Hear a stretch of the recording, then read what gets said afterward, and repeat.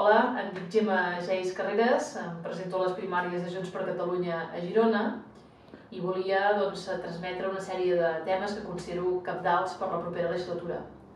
Un d'ells, i que qui em conegui potser ja ho sap, que em preocupa especialment, és el moment delicat que viu la nostra gent gran.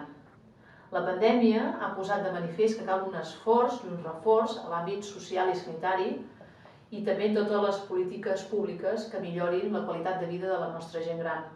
Ens cal repensar el model de les residències. Aquests centres estan pensats per l'edat que ha canviat. Ara les residències són llars per viure-hi. La durada de vida de les persones s'ha allargat i tenim la sort que s'arriba a la vellesa en millors condicions. Per això cal apostar per un servei prestigiat, on es tractin cronificacions que comportin dependència, sí, però que també siguin espais amables.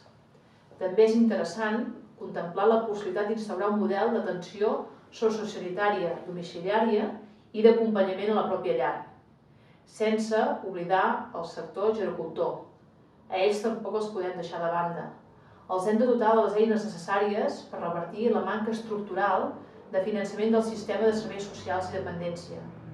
Cal una solució centrada en la comunitat, en les persones, no en els centres.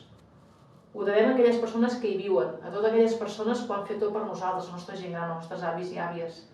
Ells han estat figures cabdals de la història del nostre país i a la nostra personal, i cal honorar-los i cuidar-los com es mereixen.